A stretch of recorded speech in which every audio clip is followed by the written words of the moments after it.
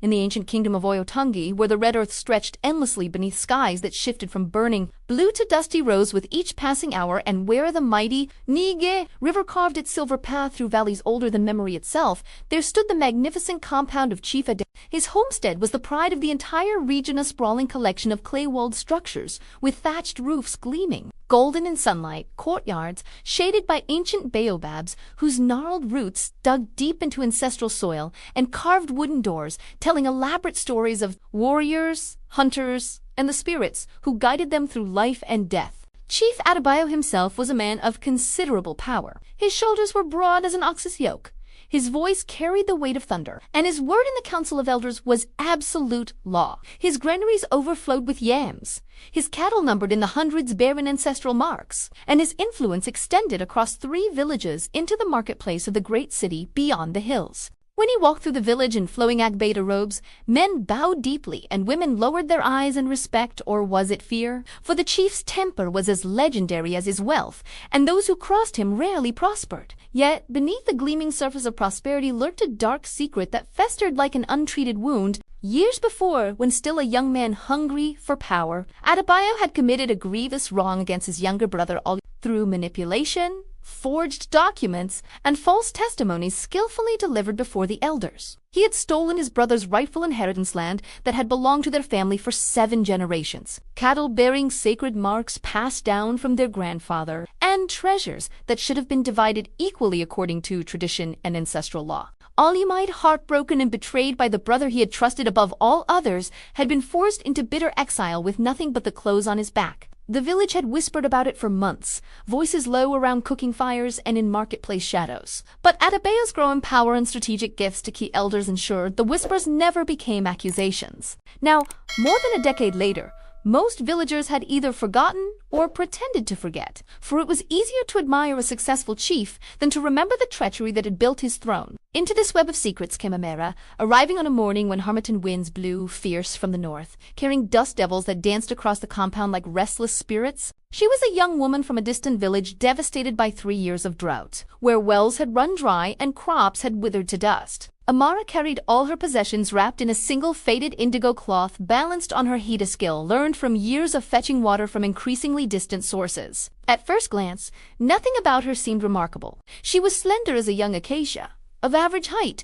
with skin the color of polished mahogany and hands calloused from hard work. But her eyes were different, dark as the deepest well. They saw everything and missed nothing. They absorbed every detail with an intensity that would have made a wiser employer pause. Mama Folake, Chief Adebayo's senior wife and undisputed ruler of the domestic realm, was too busy managing her large household to notice such subtleties. She hired Amara after a brief interview. "You will rise before the cock's first crow to sweep all courtyards," Mama Folek instructed, her voice carrying the authority of one who had commanded servants for 30 years. "You will fetch water from the river 3 times before the sun reaches its zenith. You will grind pepper and pound yam. You will serve at meals without speaking unless spoken to. You will wash clothes, tend cooking fires, and keep your eyes on your work, not on matters that do not concern you. Do you understand?" "Yes, Ma," Amara replied softly, her gaze properly lowered in respectful submission. "I understand and will obey." But behind those downcast eyes burned an intelligence as sharp as a blacksmith's blade, ambition as patient as a python waiting in trees, and determination forged in the crucible of poverty and loss. The first weeks passed in back-breaking labor. Amara rose in darkness before dawn, when the world was wrapped in mystery and night spirits had not yet reached. She swept the compound's courtyards with bound-twig brooms, creating patterns in the dust that would be destroyed by noon, but showed pride in her work. She made the trek to the river 3 times each morning, balancing heavy clay pots on her head while navigating treacherous paths, always watchful for crocodiles lurking in muddy waters.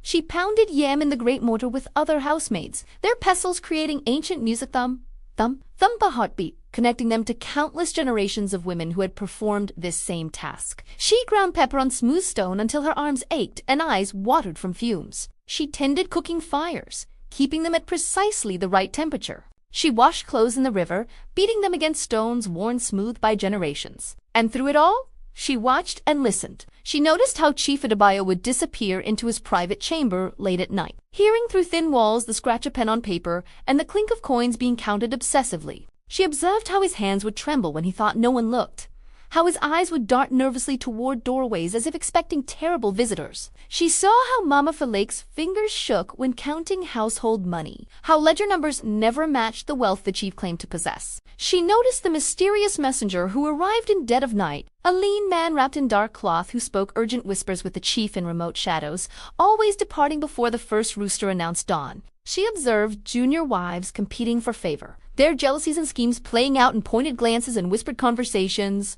She heard servants gossiping about debts never acknowledged, creditors demanding payment with increasing urgency, the chief's desperation masked by public bravado. Most significantly, through careful observation and fortunate accident, Amara discovered the hidden room. It happened when she was assigned to clean the chief's study, a rare privilege normally reserved for senior servants. But the usual woman had fallen ill as she dusted intricately carved wooden panels depicting hunting scenes and harvest festivals. Her hand accidentally pressed a section that gave way slightly. Heart racing, she glanced toward the door to ensure she was alone, then pressed the panel again deliberately. It swung inward on hidden hinges, revealing a small secret chamber. Inside were stacks of documents bound with string, wooden boxes with carved lids, and items wrapped in cloth. With trembling hands, Amara examined the documents. They were land titles with names altered, Ollumite scraped away and replaced with Adebayo. There were witness statements in suspiciously similar handwriting. There were receipts for payments never made, loans never forgiven, and an elaborate web of financial manipulation telling the true story of how Chief Adebayo's fortune had been built not through honest work but through systematic betrayal and theft. Amara carefully returned everything to its place, closed the panel, and continued cleaning as if nothing had happened. But her mind raced with dangerous possibilities. She now held the truth that could destroy the most powerful man in 3 villages or elevate her from lowly housemaid to a position of influence and security she had never dared imagine. The dry season that year was particularly harsh. The river shrank to a sluggish trickle. Cattle grew dangerously thin. Tension hung over the marketplace like smoke that would not dissipate. Food prices rose daily. Tempers shortened, and elders spoke gravely of the need for balance and justice before rains would return. Insachema's spirits were said to be restless, and debts of the past demanded payment. During this difficult season, Amara made her first move. She had spent weeks weighing risks against rewards, examining her conscience, questioning her motives. Was she seeking justice for wrongdoing, or simply grasping for advancement? Was she an agent of ancestors seeking to restore balance, or merely another opportunist? The line between righteousness and exploitation seemed thin as spider silk. One night, Amara composed and left a note in the chief's study. She had labored over the wording for hours. The note, written in educated hand, that would shock anyone believing her illiterate. Read, Chief Adebayo.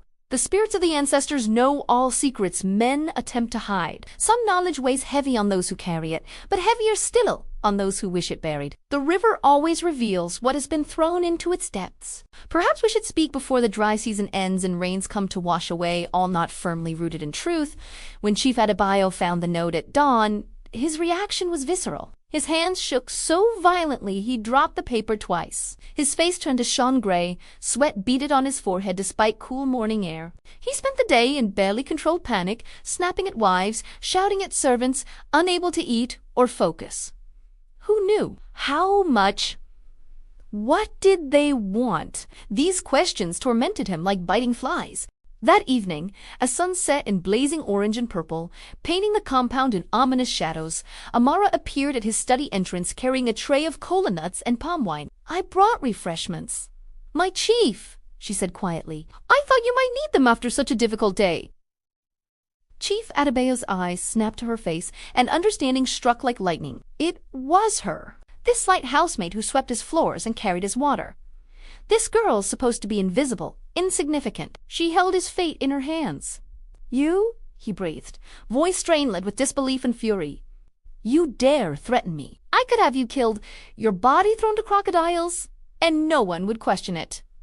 Do you understand the danger you've placed yourself in, girl?" But Amara, instead of cowering, simply set down the tray with steady hands and raised her eyes to meet his directly. What Chief Adebayo saw made him step backward. Intelligence, sharp as obsidian. Calculation precise as star movements. Determination reminding him uncomfortably of his own younger, ruthless self. "You could kill me," Amara agreed calmly, "but that would not solve your problems.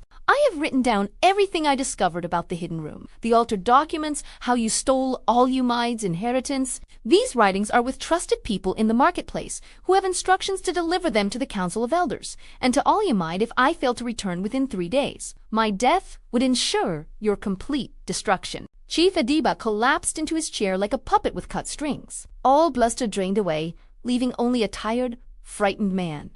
"What do you want?" he asked, voice barely audible. Amara outlined her terms. "First, make me household manager with proper quarters and salary. Second, give me a share of trading venture profits. Third," her voice hardened, "begin making amends. Send money to support Housemaid's family. Contribute to village improvements as well as marketplace repairs, support for widows and orphans. Become the chief your people believe you to be, not the fraud you actually are. These are my terms. Accept them and your secrets stay safe.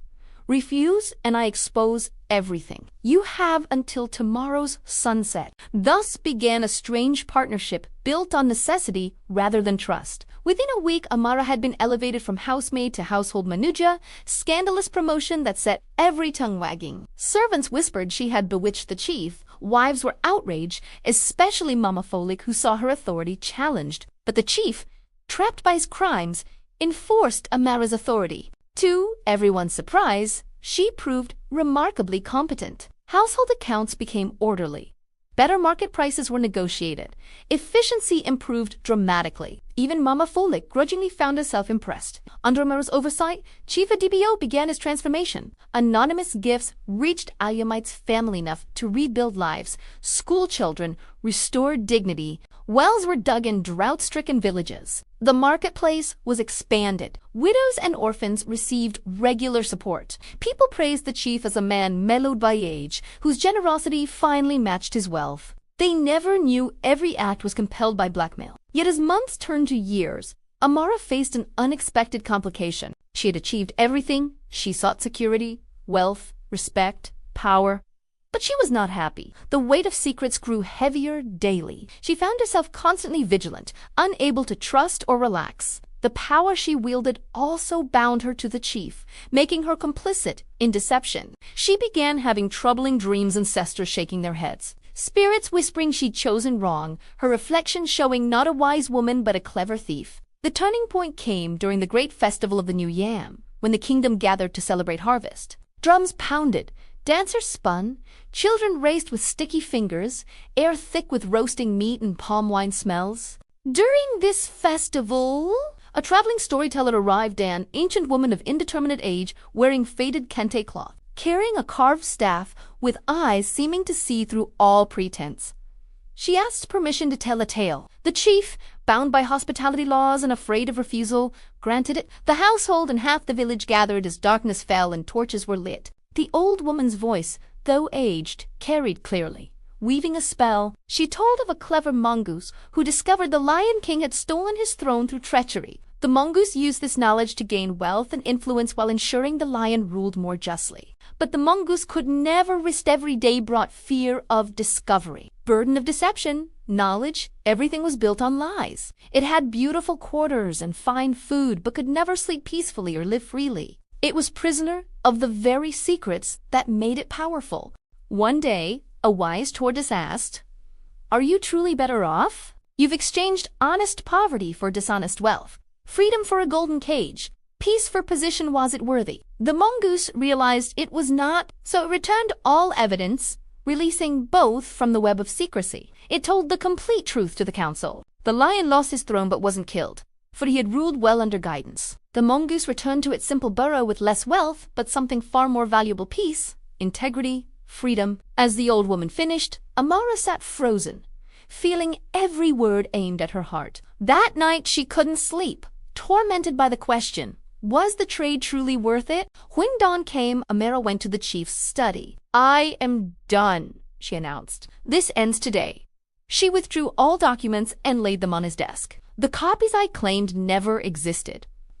It was a bluff, but I'm tired of lies, of living in a cage of my own making. I ask one thing, not as blackmail, but as a request. Continue the good work. Send for Ali. Make peace, face to face. Confess to the council and accept their judgment. It may cost everything, but will finally free you. Amara left that day with only modest payment for legitimate work. She returned to a village where drought had broken and green shoots appeared in barren fields. With savings, she established a small trading business, hard work with modest profits, but honest and bringing peaceful sleep. Chief Adebayo wrestled with his conscience before finally sending for Ali. When his brother arrived, the chief called an assembly of elders and the entire village. There he confessed everything, how he'd stolen his brother's inheritance through forgery and manipulation. He knelt before Housemaid and begged forgiveness. The council deliberated 3 days. Their decision satisfied both justice and mercy. Wealth would be fairly divided. The chief would retain his title, but with reduced authority under council's supervision, and he must publicly acknowledge his crimes and make community restitution. Housemaid, moved by genuine remorse, chose forgiveness over revenge. Amara's story spread throughout the kingdom, carried by traders and storytellers. She became known as a woman of wisdom and integrity who had held great power and chosen to release it. Years later, having established a school for girls, she would tell students everything, her cleverness and her mistakes, achievements, and moral compromises. I learned that knowledge can be a tool for justice or a weapon for exploitation, she would say. The difference lies in the character of who wields it. Power gained through secrets brings bondage. True freedom comes from living honestly. It's never too late to choose integrity over advantage, truth over comfort. Her students carried these lessons into their lives, and the tale spread far beyond Oyotungi, taking its place among great teaching stories. When people faced temptation to use secret knowledge for personal advantage, they remembered the housemaid and the chief, the mongoose and the lion, and chose their path with greater wisdom. And so the story ends as all good folktales must, with truth told, balance restored, justice served, and wisdom earned through struggle and moral courage. The housemaid knew more than she should, and used it first for gain, then for liberation. In choosing freedom over power, truth over comfort, and integrity over advantage, she teaches that the greatest power lies not in what we know about others, but in who we choose to become ourselves.